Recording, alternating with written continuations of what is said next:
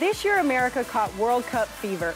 U.S. men's games shattered soccer viewership records, and sports bars were filled to capacity with fans cheering on the red, white, and blue. Now, women's soccer phenom Brandi Chastain joins us live via satellite with some insight into why the sport gained so much popularity. Good morning. How are you?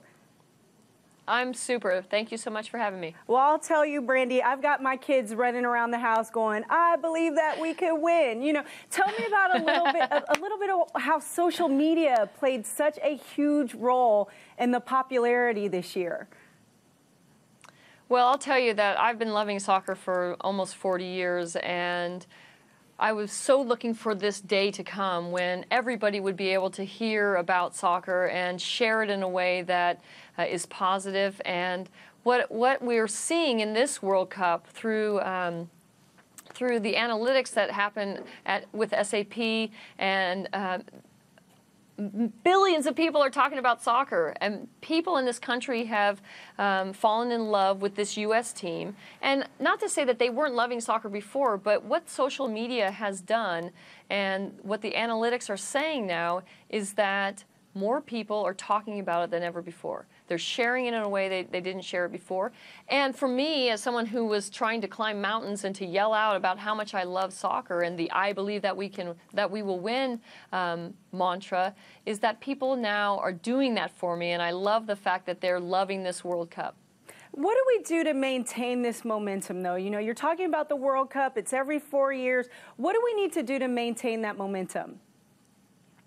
Well, in all honesty, it's very difficult to maintain. You can't have World Cup fever every year. It's just impossible. But what this World Cup will give to the fan here is that enthusiasm to go back home to their practice fields, their game fields, go to the Major League Soccer stadiums, to the National Women's Soccer League stadiums, and cheer for their local players.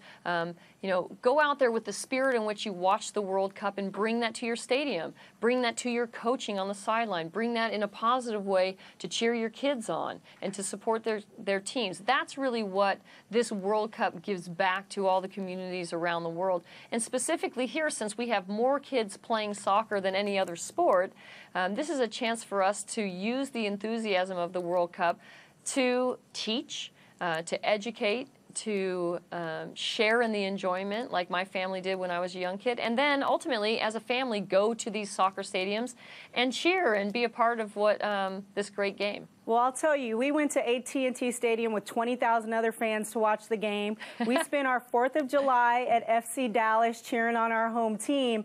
That's awesome. It was so great, such a wonderful family-oriented thing to do. Tell me this, why do you think, you know, we obviously have wonderful elite athletes in this country, and at some point in time they choose basketball or they choose football or some other sport. What is it about soccer where we can't keep these elite athletes in the sport? Well, I actually think that that's changing. You know, not to be a contrarian, but I honestly believe that there's athletes that are built for all these sports, and we're finding the ones that love and are passionate about the game. Ultimately, again, like I said, with this World Cup, with the analytics, the social media analytics that SAP is putting out, we are gaining knowledge about where people's allegiances are, and their allegiance right now is to soccer. More kids in this country play soccer than anything else, and ultimately I think what has changed is I have 2 sons. They will grow up knowing that soccer is an American sport, that it has always been here. They love it. They love to play it. They want to get better at it. And ultimately, our coaches now, again, with time, are improving their coaching tactics and their ability to teach, and our kids are benefiting from that. So now, as a country, the most difficult thing is to find those 24 players that are the best. And that, I think, is the only challenge that we haven't perfected yet in this country in terms of our national team. Well, I'll tell you this much. I don't think we're going to have any problem next time, because I think there are going to be a lot of young kids out there playing, getting ready. Absolutely. Well, thanks so much, Brandi. We appreciate you. Thank you, and I appreciate the time to talk about soccer. Absolutely. All right, we're back with more broadcast right after this.